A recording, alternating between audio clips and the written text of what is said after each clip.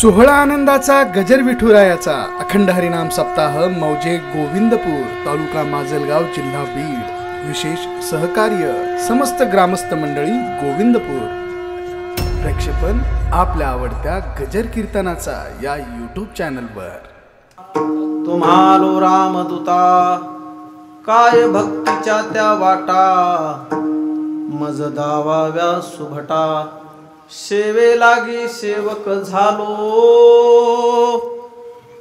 तुमच्या लागलो निज चरणा अहो स्वामी तुकया देवा यावरी न करावा अभेर प्रभु के चरणों में सदा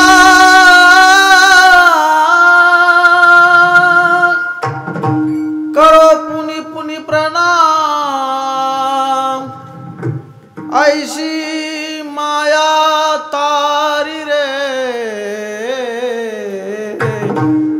मोहे प्रियतम श्याम प्रियतम श्याम प्रियतम श्याम पुण्यवंत पाताळलोकी नेला दरिद्री तो भाग्यवंत केला चोरट्याचा बहुमान वाढविला कीर्तिवानाचा अपमान केला धुंद झाला तुझा दरबार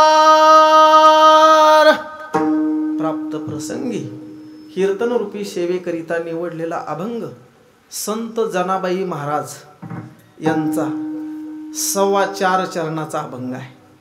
एका एका चरणामध्ये 4 ओळी आहेत आणि द्रौपद सोडून 4 चरण म्हणजे द्रौपद असे 4.25 चरणाचा अभंग सेवेसाठी समोर आलेला आहे। विठाला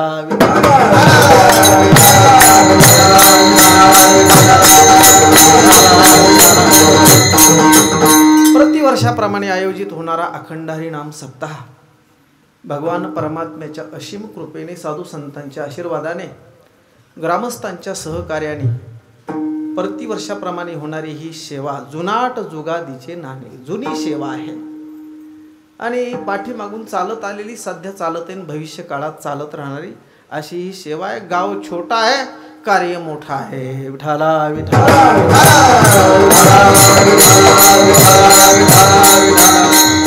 आणि म्हणून गावकरी मंडळीला धन्यवाद द्यावा तेवढी थोडी आहेत।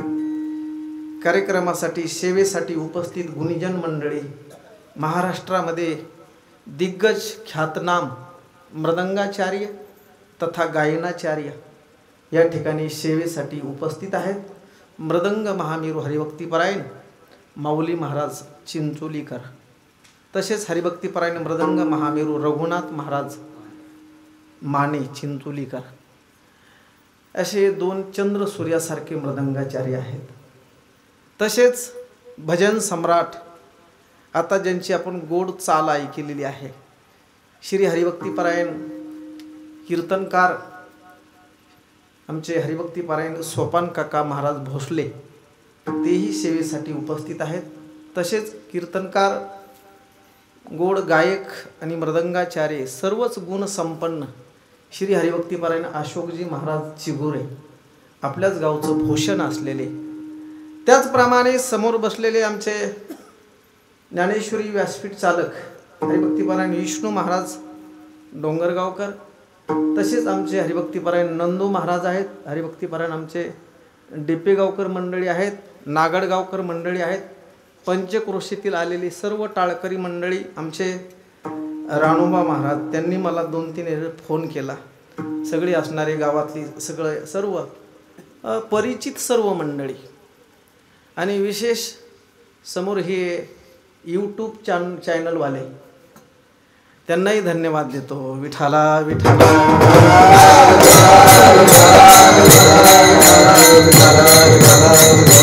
अभंग जनाबाई महाराजांचा आहे आणि जनाबाई महाराज देवाबरोबर भांडतात। कधी कधी संत देवाबरोबर भांडतात कधी प्रार्थना करतात कधी देवाबरोबर वादही घालतात करू आवडीने वाद तुमच्या सुखाचा संवाद पण आज भांडायला लागलेले आहेत। चला चला संत जन चला चला चला संत जन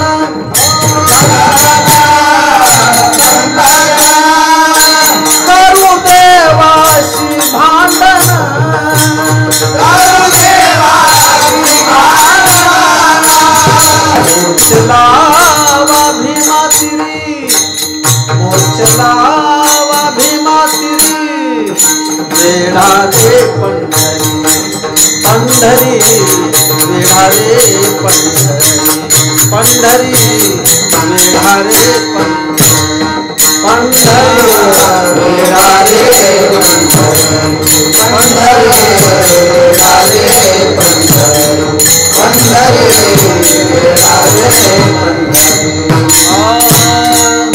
विठारे वेढारे वेढारे वेढारे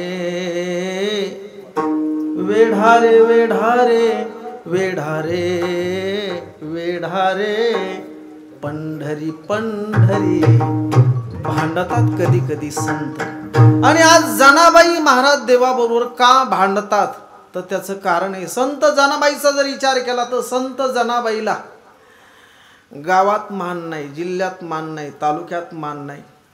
जनाबाई म्हणजे संत नामदेव महाराजाच्या घरी दळण कांडण धुनी भांडे असं काम करणारी एक स्त्री म्हणजे संत नामदेवाच्या घरी दास्यत्वाचं काम करणारी, म्हणून संत जनाबाईचा दासी म्हणूनच परिचय. विठाला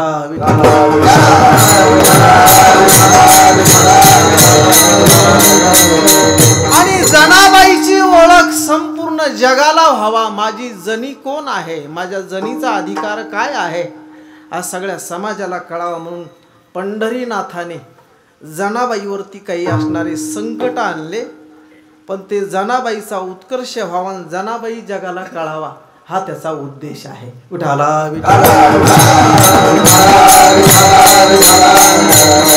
नामदेव महाराजांच्या घरी 14 माणसं एकंदर. राजाई गोनाई दोघी सासू सुना, दामनामा जाना बापुले का, दामनामा जाना बापुले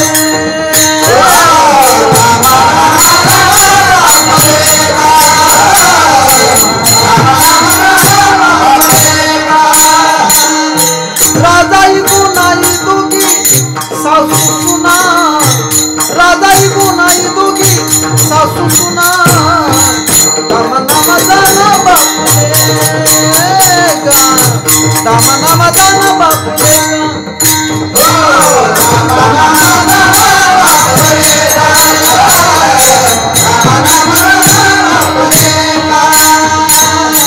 नारा विठा गो नामादा हे 4 पुत्र.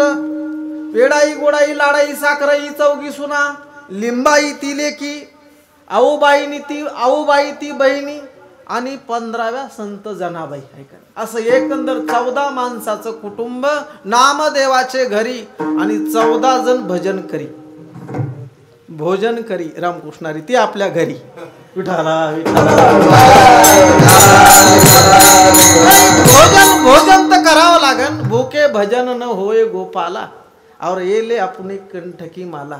पण भजन बी आणि भोजन बी भजनामध्ये असं जे कुटुंब रंगून गेलेलं नाही नाही घेईन मी जन्म याजसाठी असं संत जीवन आहे. विठाला आणि एक दिवस संत जनाबाई सडा समार्जन करून गौऱ्या येचण्यासाठी गेल्या गोपाळपुऱ्याला. आणि गौऱ्या येचण्यासाठी गेल्याच्या नंतर त्या वेळेला काशीला राहणारे एक महाराज कबीरदास महाराज त्यांच्या कानावर कीर्ती पोहोचली की पंढरपूरमध्ये संत जनाबाई नावाच्या कोणी एक महात्मा आहेत, देव त्यांना दळू लागतो अशी कीर्ती कानावर गेली. कबीरदास महाराज जेव्हा पंढरपूरला आले, या कोई जनाबाई महाराज रहते हैं, नामदेव महाराजाचं घर विचारित गेले. तर शेजारच्या बाया म्हणल्या संत जनाबाई नाही पण एक दास्यत्वाचं काम करणारी जनी आहे आणि ती गेली गौऱ्या याचायला म्हणले. असंच असतं, गावच्या बोरी आंबटच असतात है का नाही. आणि जनाबाई महाराजाला जेव्हा कबीरदास महाराज भेटले तर कबीरदास महाराज पोहोचल्याच्या नंतर जनाबाईचं दुसऱ्या एका बाईचं गौऱ्यासाठी भांडण झोपलेलं होतं. जनाबाई महाराज म्हणतात माझ्या ढिगातल्या गौऱ्या तो उचलल्या, ती म्हणती नाही माझ्या एवढ्या गौऱ्या झाल्या. जनाबाई म्हणतात नाही नाही माझा पांडुरंग मला गौऱ्या येचू लागतो, माझ्या गौऱ्या जादा होत्या, तू माझ्या ढिगातल्या गौऱ्या उचलून घेतल्या. त्यावेळेला कबीरदास महाराज तिथे गेले. कबीरदास महाराज म्हणते आपणच संत जनाबाई महाराज आहात का. जनाबाई म्हणल्या बाबा याच देहाला जनी असं म्हणतात. विठाला विठाला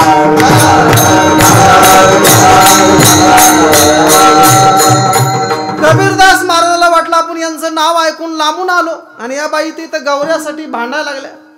आपला का रॉंग नंबर लागला का काय? आपण ज्यांचं नाव एवढ्या मोठं आहे असं ऐकून आणून इथं आल्याच्यानंतर ह्या बाई इथं गौऱ्यासाठी भांडायला लागल्या. कबीरदास महाराज म्हणले येतो म्हणल्याच्यानंतर जनाबाई महाराज म्हणल्या जायचं तर जा महाराज, पण आमचं भांडण मिटून जा. ह्या गौऱ्यासाठी भांडण लागलेले. माझी गौरी आणि या बाईची गौरी, माझ्या गौऱ्या ओळखून द्या. त्यावेळेला जनाबाई महाराजांनी असं म्हटल्याच्यानंतर कबीरदास महाराज म्हणतात तुमच्या गौऱ्या ओळखायच्या कशा? जनाबाई म्हणल्या जी गौरी विठ्ठल विठ्ठल म्हणेन ती माझी. कबीरदास महाराज म्हणले असं काही बी कसं बोलायला बाई? गौरी कुठं विठ्ठल विठ्ठल म्हणत असते का? जनाबाई म्हणल्या का म्हणत नाही? कबीरदास महाराज म्हणले अहो कीर्तनात बसलेले लोक विठ्ठल विठ्ठल म्हणत नाहीत, तुम्ही तर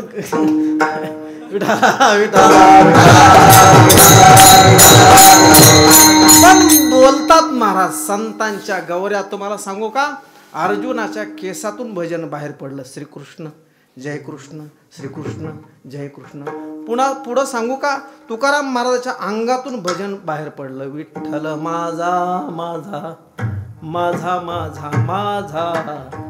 तुकाराम महाराजाच्या अंगातून भजन बाहेर पडलं. त्याच्या पुढं बोलायचं जर ठरलं तर माझ्या चोखोवरायचे हाड विठ्ठल विठ्ठल म्हणले. विठ्ठला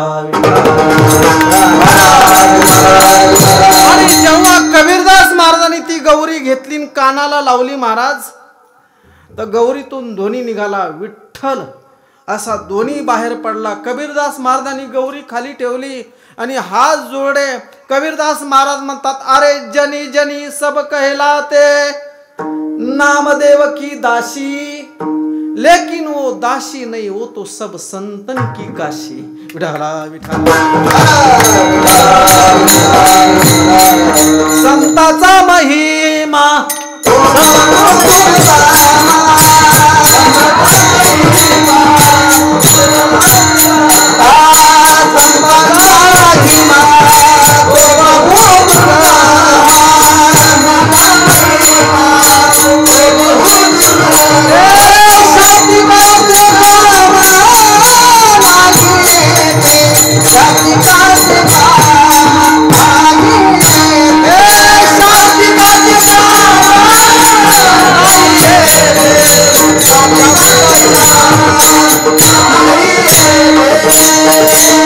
भक्ताचा महिमा भक्तची जाणती.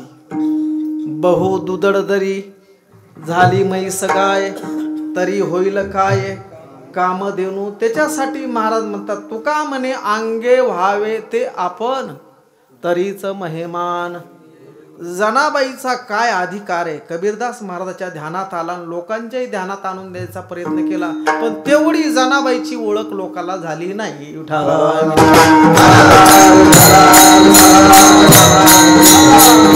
भगवंताचं किती प्रेम होतं जनाबाईवरती महाराज. जनाबाई एक दिवस नाण्यासाठी केस सोडलेले आहेत, केस मोकळे सोडे आणि केस विंचरण्यासाठी म्हणू लागल्या ओ कोणीतरी माझी येणी फणी करून द्यावं अशा बोलू लागल्या. घाला गवेणी साजनी घाला गवेणी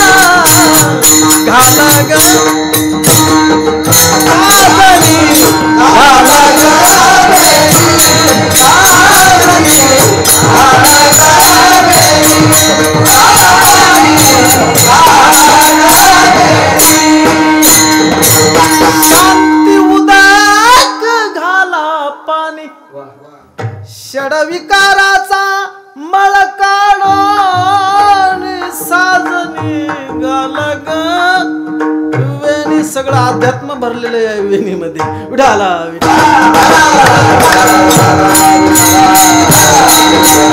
पण कोण जनाबाईची येणी फणी करता महाराज, कोण केस हिंचरायला तयार नाही. त्यावेळेला माझ्या पांडुरंगाने विटेवरनं उडी खाली मारली आणि माझे भगवंत विटेवरनं खाली आले आणि भगवंत म्हणतात, माझ्या जनीला नाही कोणी तुळशीचे बनी, जनी उकलिते वेणी, जनी उकलिते वेणी ओ तुळशीचे बनी, माझ्या जनीला नाही कोणी म्हणून देव घाली पाणी. असं प्रेम देवाचं. विठाला विठाला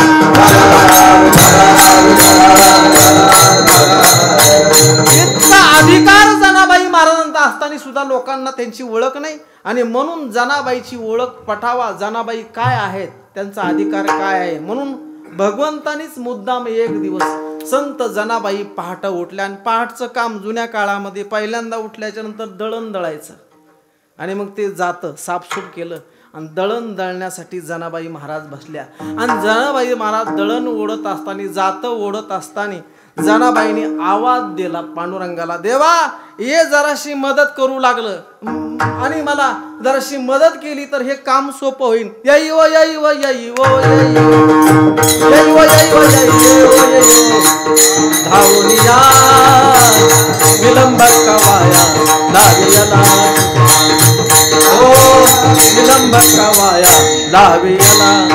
आ यई व यई व यई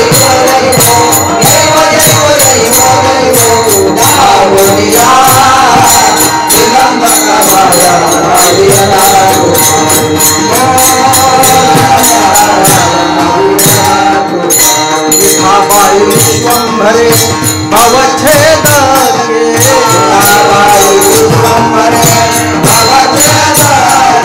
ओठे गुंतरी समाय विश्वयापके,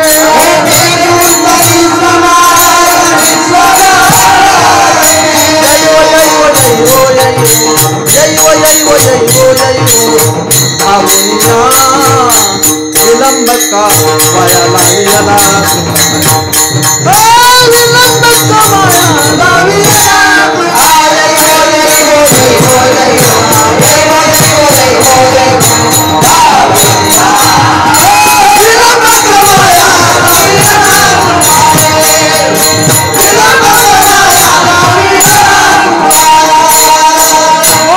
भजन म्हणायच्या जनाबाई, सुंदर माझे जाते गे फिरते बहुते, ओव्या गाऊ कौतुके तू ये रे बाळ विठ्ठला. जात ओढायला सुरुवात झाली ना महाराज, काय गोड ओव्या गातात ह्या माता मावल्या आणि त्यातली त्यात भावाला गातात बर का.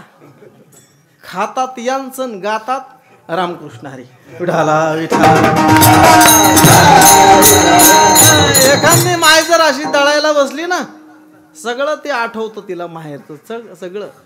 ते भावाच्या मालाच्या गाड्या चाललेल्या, एसी मध्ये गाडी अडकलेली, ते गाडीच्या मागं ते बांडा कुत्रा असा, ते मग ते सगळं गाण्यातच बरं का.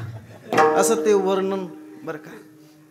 एक बाई गाणं म्हणू लागली, आता तिचा भाऊ तसं काम करत असं म्हणून तसं गाणं तिला आलं. लिंबाच्या ग झाडाखाली बंधू माझा ग दारू काढी, कोण्या मेल्याने केली चाडी, आली पोलिसाची गाडी येईन तर काय होईल. विठाला विठाला. एक सून दळण दळू लागली, ती रागातच होती जरा. सुनाला काम सांगितलं सासूने, जरा रागातच होती. मग तिनं गाणं जोडलं तिथं, मळ्याच्या ग मळ्यामध्ये पाणी जात ग उसाला, त्या उसाचा गुळ बाई माझ्या सासूच्या दिवसा. रागाचा प्रकार बर काय, इकडं नाही ते. जनाबाई जेव्हा आळवायच्या ना महाराज, ए देवा जराशी मदत करू लागन. जनाबाईचा आवाज ऐकून पांडुरंगाने इटेवरनं खाली उडी मारायची आणि दळण दळायला सुरुवात करायची. एक दिवस भगवंत दळण दळत असताना तिकडं काकड्याची येळ झाली. बडवेनी दार उघड आणि भजनी मंडळी काकडा म्हणू लागले. वाळवंटापासून महा द्वारापर्यंत सुरवराची दाटी उभे जोडोनी हात. वारकरी मंडळी आवाज देऊ लागले, बडवे आवाज देऊ लागले, वारकरी म्हणू लागले, उठा पांडुरंगा आता दर्शन द्या सकळा, दर्शन द्या सकळा, कालाळून उदय, कालाळून उदय.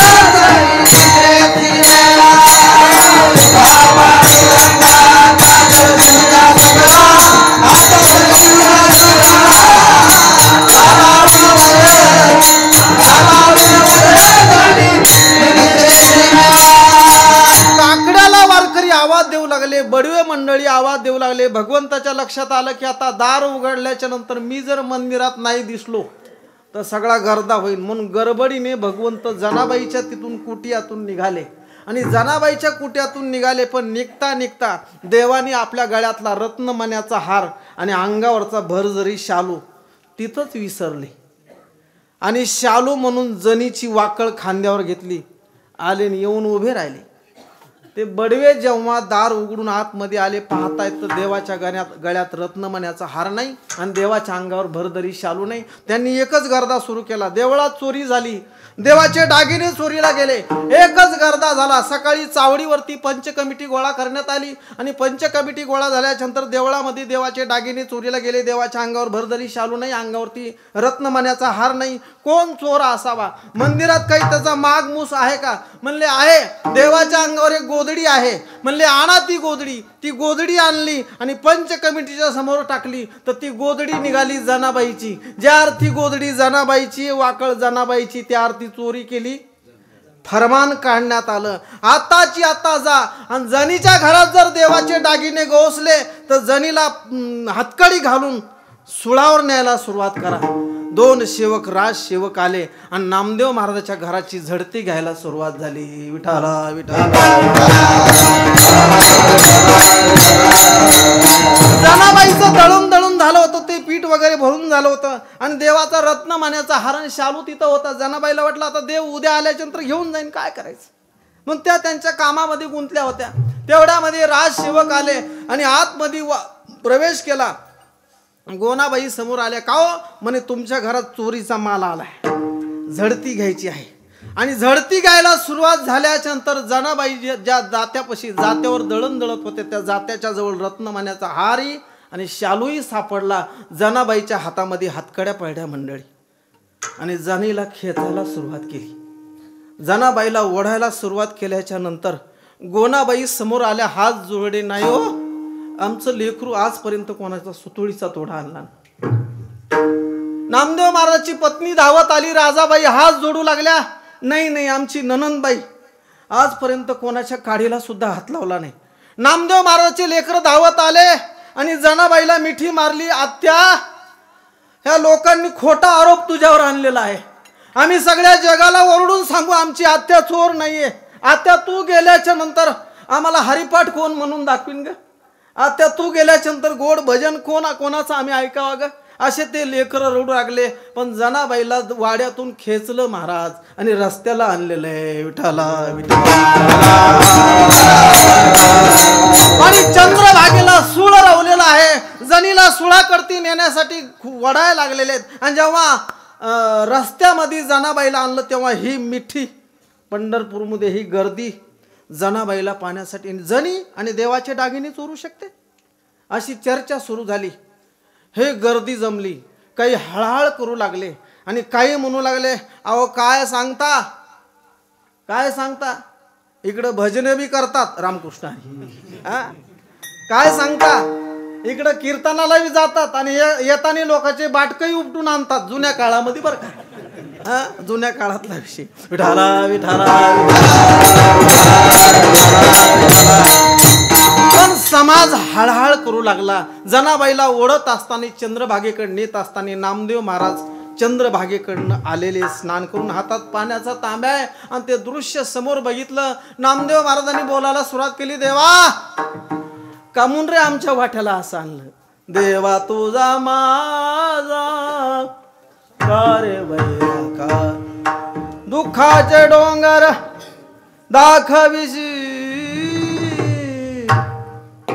देवा तुझा माझा कार वैरा का पांडुरंगा. नाही हो, आमची जणी माझी बहीण ही माझी भगिनी चोरी करणारी. पण महाराज कोणी ऐकायला तयार नाही. जनाबाईला खेचलं आणि जेव्हा मंदिराच्या समोर जनाबाईला आणलं, जनाबाईने पाय रोवले, सांगितलं थांबा, थोडं थांबा, मला सोळावर जायला काही अडचण नाही, मी मरायला घाबरत नाही, पण माझी शेवटची एक इच्छा आहे, ती अशी आहे ज्याच्यामुळं माझ्यावर चोरीचा आरोप आलेला आहे ना, आळ चोरीचा माझ्यावरी, आळ चोरीचा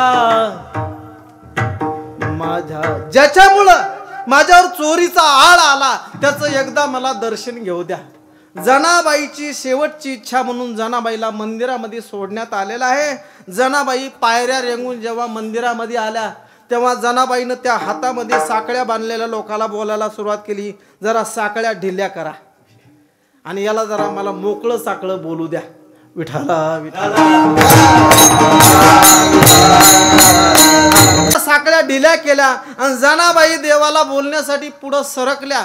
डोईचा पदर आला, खांद्यावरी पदर असा कमराला खोवलेला आहे खांद्यावरनं घेऊन, आणि जनाबाईने अशा बांगड्या सारल्या. काय करतात कोणा ठाव. जनाबाई अशा ताळ ताळ समोर निघाल्या. जनाबाई देवाकडे निघाल्या आणि देवाने खाली मान घातलेली आहे. जनाबाई म्हणतात वरी मान कर, वरी मान कर, खरं सांग हे दागिने तू विसरलास का, मी तुझे दागिने चोरून आणले, बोल या लोकांना सांग. खाली मान कशाला घालायला लागला आता. देवाने खाली मान घातलेली आणि देव मुरक्या मुरक्या हसायला लागलेला आहे. रागात आलेल्या माणसाला हसल्यावर दुप्पट राग येतो बरं का, दुप्पट राग येतो. देवाने मुरक्या मुरक्या हसायला सुरुवात केली. जनाबाई म्हणतात अरे तू असाच आहे, जे जे तुझ्या नादाला लागले त्या सगळ्याचं तो वाटोळ केलं. अरे विठ्या,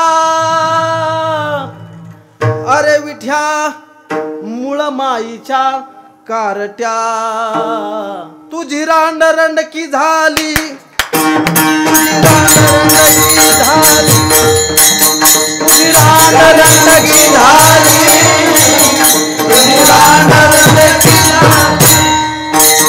तुझी रांडरंडकी झाली, रांडरंडकी झाली. अरे विठ्या, अरे विठ्या मुळ माईच्या कारट्या, तुझी रांडरंडकी झाली, तुझी रांडरंडकी झाली. शिव्या द्यायला सुरुवात केली. महाराज देव हसायला लागलेला आहे. जनाबाई म्हणल्या असंच आहे, तुझ्या नादाला जे जे लागले त्यांचं असं तो आठवलं केलं. आज मला सुळाव द्यायला ही नवीन गोष्ट नाही, जे जे याच्या मागं तुझ्या नादाला लागले त्यांचं तू असंच केलं. पुण्यवंत पाताळ लोकी नेला, पुण्यवंत पाताळ लोकी नेला, पुण्यवंत पाताळ लोकी नेला, पुण्यवंत पाताळ लोकी नेला, तरी तो भाग्यवंत केला,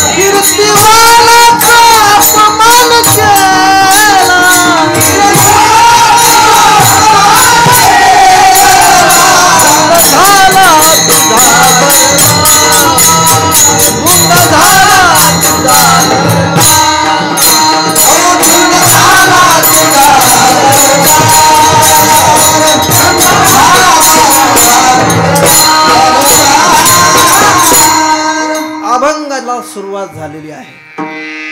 पुण्यवंत पाताळ लोकी नेला. जनाबाईने देवाच्या भ्रष्टाचाराची पहिली फाईल हातामध्ये घेतली आणि पहिल्या फाईल मध्ये नाव घेतलं कोणाचं? पुण्यवंत पाताळ लोकी नेला. ऐकणारे म्हणते ना अभंगाला तशी सुरुवात झालेली आहे आणि आता 11 वाजता अभंग सांगायचा आहे. 11 वाजायला टाइम तरी किती राहिला असा, पण बघा ना 11 वाजूस तर सांगतो का नाही, तुम्ही उगा बघत राहा. विठाला विठाला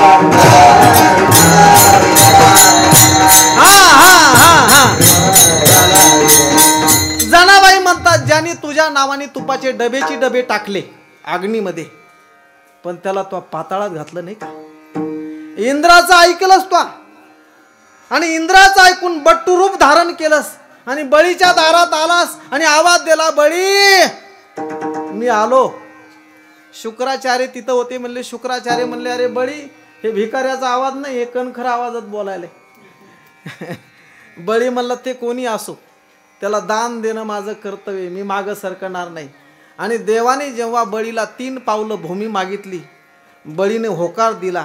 शुक्राचार्य आड आले. आड आला म्हणून थोडी आला डोळा, बळीने आंधळा शुक्र केला. बळी उदार होता महाराज. बळी सर्वेश्वे उदार, जेने उभारिला खरं. एवढा उदार, कारण उदार आणि उधार याच्यात फरक आहे बरं का. काही माणसाला उधार भेटावं वाटतं, कुठं बी गेले ना त्यांना उधार भेटावं वाटतं. पुण्याला 2 जण हॉटेलमध्ये शिरले आणि उधार भेटेल का नाही बघू लागले. आता त्या पुण्यामध्ये सगळी कॅम्प्युटर सिस्टीम. हॉटेलमध्ये गेल्याच्या नंतर तिथं बोर्ड होता, त्या बोर्डावर लिहिलेलं होतं, आपल्याला नगदी खायचं का उधार. 2-4 दरवाजे ओलांडून आतमध्ये गेले होते, पण त्याच्यावर लिहिलेलं होतं आपल्याला नगदी खायचं का उधार. हे एकमेकाला म्हणून लागले, आपण उधारीचंच गिरायक आहे, गावाकडे बी उधारच खातो रामकृष्णारी. मग इथं ना, अरे मित्र आता आहे काय करू नको, उधारीचं बटन दाब. उधारीचं बटन दाब म्हणल्यावर बटन दाबणं, दार उघडणं, पुढं रस्ता लागणं. नाही, पुण्याला यायच्या बापाने ठुलं वय उधार. मग याशी फसल्याशिवाय राहत नाही. पुढे एक बोर्ड होता, या बसा जेवण करा, पोटभर खा, आपण खाल्लेलं बिल आपल्या नातवाकडून वसूल केला जाईल. अरे म्हणलं हे लय चांगलं आहे. हॉटेलमध्ये गेले, रट्टावून खाल्लं आणि निघायच्या टायमाला वेटर म्हणला 1450 रुपये घ्या यायच्याकडून. ते हॉटेल मालकाला म्हणले, अहो काय लिहिलंय तुम्ही हॉटेलवर, या बसा जेवण करा, आपण खाल्ल्याच्या नंतर आपलं बिल आपल्या नातवाकडनं वसूल केलं जाईल. हे ते म्हणले, तुम्ही खाल्लेलं बिल नाही आहे, तुमचा आजा येऊन गेला होता. आमची पद्धत, तुमचं बिल तर तुमच्या नातूकडून घेऊ हो. हे असे फसल्याशिवाय राहत नाहीत. विठाला विठाला. बळी होता, बळी सर्वेश उदार, माग सरकला नाही महाराज. 3 पावलं भूमी दिली आणि त्या 3 पावलं भूमीमध्ये बळीचं सगळं ऐश्वर्य आटवण्यासाठी देवाने 2 पावलं तर त्याचं ऐश्वर्य आटवलं आणि 3रा पाऊल उचलला आणि बळीच्या माथ्यावर ठेवणार तेवढ्यात बळीची आई वाड्याच्या बाहेर आली, राजमहालाच्या बाहेर आली. देवाला वाटलं आता काही क्षणामध्ये हिचा मुलगा मी पाताळामध्ये घालणार आहे आणि याला पाताळात घातल्याच्या नंतर ही बाई मला शाप दिल्याशिवाय राहणार नाही. त्यावेळेला ती विरोचन पत्नी बळीची आई ती म्हणू लागली, देवा मी तुला शाप देण्यासाठी आले नाही, मी जे आलेली आहे हे सौभाग्य पाहण्यासाठी आलेली आहे. नाहीतर मी माझ्या पती बरोबर सती जाऊ लागले, पण मला रोखलं. त्या वेळेला सांगितलं तू सती जाऊ नको, असा मुलगा तुझ्या पोटी जन्माला येणार आहे, असा मुलगा आहे की त्या मुलाच्या दारात देव उभा राहणार आहे आणि तो जगाच्या मालकाला भीक वाढणार आहे. हे सौभाग्य पाहण्याचं तू विसरू नको. म्हणून हे सौभाग्य पाहण्यासाठी मी इथे या ठिकाणी थांबलेली आहे. भला हुआ सती नहीं गई रोचन के साथ, ऐसा पुत्र पैदा किया भगवान पसारे हात. आनंद येते आईला, धन्य माता पिता. विठाला विठाला विठाला. आणि कबीरदास महाराज असं सांगतात, हो जननी जनी ऐसा पूत भक्त दाता या शूर नाही तू. जननी, हे माते जन्म द्यायचा का, हरिभक्ताला दे. माते जन्म द्यायचा का, तर दानशूराला दे. माते जन्म द्यायचा का, सीमेवर उभा राहिलेला खांद्यावर बंदूक टाकून माझा देश सेवा करणारा जवान, अशा जवानाला जन्म दे. विठाला विठाला. नाही तर काय कामाचे हो. मग कोंबडीला का थोडे असतात का. मुर्गी घनो बच्चे जनी, आगे पीछे थाट, पण 4-6 महिन्यांनी सगळ्याची लागली वाट. कोई चिल्ली ले गई, कोई बिल्ली ले गई, हो गई बाटा बाट. काही मांजरीने हाणले, काही घारीने हाणले आणि 4-2 टणक होते ते निवडणुकीत कोणी नेले त्याचा पत्ता नाही. काय काय करायचे असे किती असले तरी. विठाला पत्नी बळीची आई हिरोचन पत्नी भला ऐसा पुत्र पैदा किया भगवान पसारे. पुरे एकाची पुत्र माय पुरे एकाची पुत्र माय पुरे एकाची पुत्र माय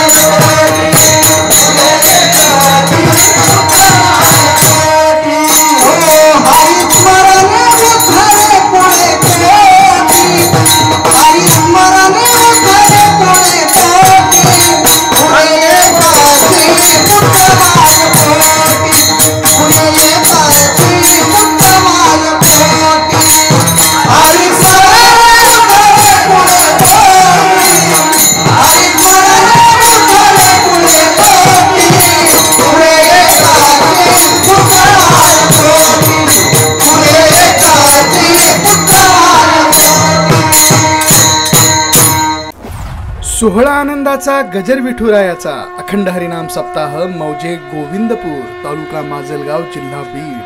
विशेष सहकार्य समस्त ग्रामस्थ मंडळी गोविंदपूर. प्रक्षेपण आपल्या आवडत्या गजर कीर्तनाचा या YouTube चॅनलवर.